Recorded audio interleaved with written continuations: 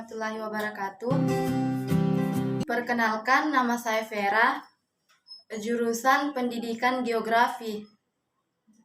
Pada kesempatan kali ini, saya akan membahas materi seputar perencanaan wilayah, di mana subpembahasan yang akan saya bahas yaitu tentang perencanaan wilayah itu sendiri. Perlu kita ketahui bahwa perencanaan wilayah adalah penetapan langkah-langkah yang digunakan untuk wilayah tertentu sesuai dengan tujuan yang telah ditetapkan. Selanjutnya ada tahapan-tahapan perencanaan wilayah, yaitu yang pertama, menetapkan tujuannya. Yang kedua, memprediksikannya. Yang ketiga, memperkirakan berbagai masalah. Yang keempat, menetapkan lokasi wilayahnya. Nah, ada juga definisi perencanaan wilayah menurut para ahli, yaitu yang pertama, menurut Brobowski pada tahun 1964, perencanaan adalah suatu himpunan dari keputusan awal, keputusan akhir, dan proyeksi ke depan yang konsisten dan mencakup beberapa periode waktu. Dan tujuan utamanya adalah untuk mempengaruhi seluruh perekonomian di suatu negara. Yang kedua, menurut Watterson pada tahun 1965, perencanaan adalah usaha sadar, terorganisasi, dan terus-menerus guna memilih alternatif yang terbaik dari sejumlah alternatif untuk mencapai tujuan tertentu. Yang ketiga, Conyers dan Hill pada tahun 1984, perencanaan adalah proses yang kontinu, terdiri dari keputusan atau pilihan dari berbagai cara untuk menggunakan sumber daya yang ada dengan sasaran untuk mencapai tujuan tertentu di masa mendatang. Nah, selanjutnya ada sifat perencanaan yang perlu kita ketahui, yakni yang pertama, 1. Dari segi ruang lingkup, tujuan dan sasarannya, perencanaan dapat bersifat nasional, sektoral, dan spasial. Yang kedua, dari bentuknya. Dari bentuknya perencanaan dapat berupa perencanaan agregatif atau komprehensif dan parsial.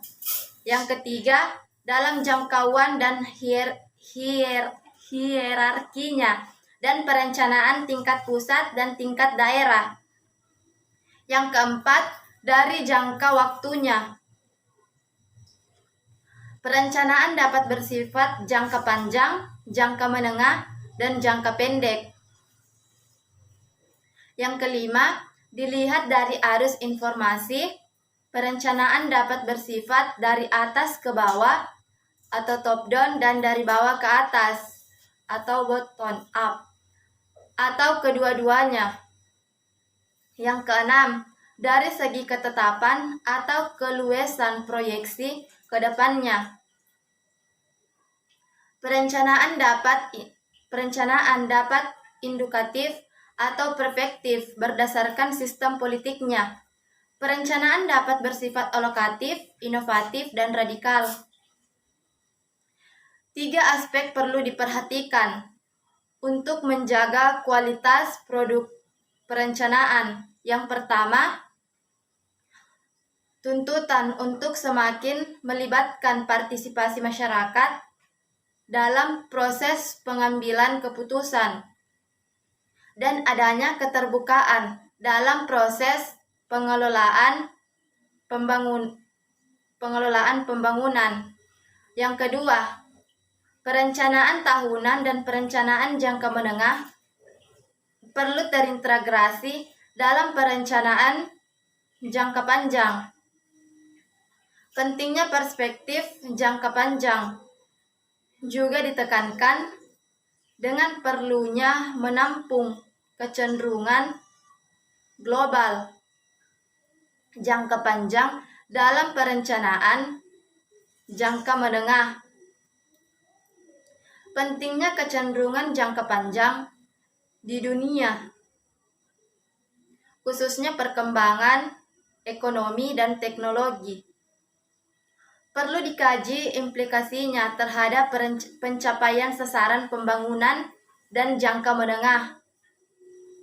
Yang ketiga, perlunya memperhatikan kualitas data dan informasi yang akurat dan terkini sebagai basis pengambilan keputusan dan penyusunan dokumen perencanaan. Nah, selanjutnya ada fungsi perencanaan. Fungsi perencanaan ini terbagi menjadi 3 aspek, yakni yang pertama, sebagai penuntun arah. Yang kedua, meminimalisir ketidakpastian. Terus yang ketiga, meminimalisir inefisiensi sumber daya dan penetapan standar dalam pengawasan kualitas. Selanjutnya, adapun syarat perencanaan harus memiliki, mengetahui, dan memperhitungkan 1. Tujuan akhir yang dikehendaki. Yang kedua, sasaran-sasaran dan prioritas untuk mewujudkannya yang mencerminkan pemilihan dari berbagai alternatif. Yang ketiga, jangka waktu mencapai sasaran-sasaran tersebut. Yang keempat, masalah-masalah yang dihadapi. Yang kelima, modal atau sumber data yang akan digunakan serta pengalokasiannya. Yang keenam, kebijakan untuk melaksanakannya. Yang ketujuh, organisasi atau badan pelaksanaannya. Yang kedelapan, mekanisme pemantauan, evaluasi, dan pengawasan pelaksanaannya.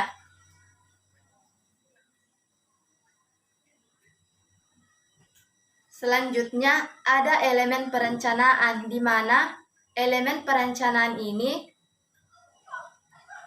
yakni perencanaan berhubungan dengan masa yang akan datang.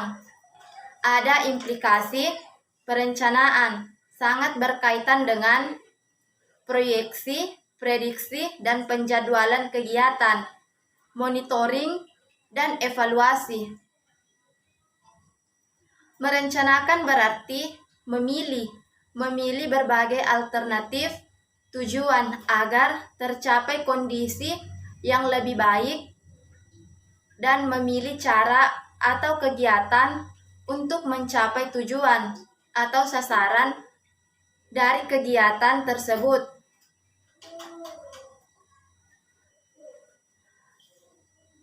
Perencanaan sebagai alat untuk mengalokasikan sumber daya yang terbatas sebaik mungkin.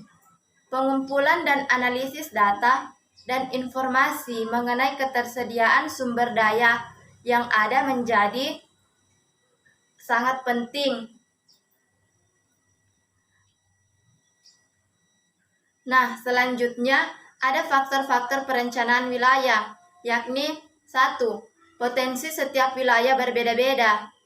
Misalnya, daerah A unggul di sektor pariwisata, sedangkan di daerah B unggul di sektor pertanian. Yang kedua, perkembangan teknologi. Seperti yang kita ketahui, teknologi sifatnya berubah-ubah dan sifatnya terus berkembang. Maka dari itu, perlu dilakukan perencanaan wilayah agar sistem jaringannya dapat diakses oleh seluruh masyarakat. Yang ketiga, adanya kesalahan perencanaan di masa lalu. Seperti yang kita ketahui, dibuat oleh manusia yang mungkin masih memiliki kesalahan atau kekurangan karena sifat-sifat dan kebutuhan manusia tentunya terus berubah-ubah, di mana harus diperbaiki dan diubah menjadi lebih baik. Yang keempat, kebutuhan akan lahan yang semakin meningkat. Semakin bertambahnya zaman, maka semakin banyak pula penduduk manusia yang menyebabkan kepadatan penduduk. Sehingga manusia tersebut membutuhkan lahan atau tempat tinggal yang layak untuk ditinggali. Sehingga perlu dilakukan perencanaan wilayah agar pemukiman atau tempat tinggal tersebut bisa diatur sesuai dengan kebutuhan masyarakat. Baiklah, mungkin itu saja materi yang dapat saya paparkan. Apabila dalam penyampaian materi saya terdapat masih banyak kekurangan atau kesalahan, mohon dimaafkan. Saya akhiri dengan ucapan wabillahi taufiq wal hidayah. Wassalamualaikum warahmatullahi wabarakatuh.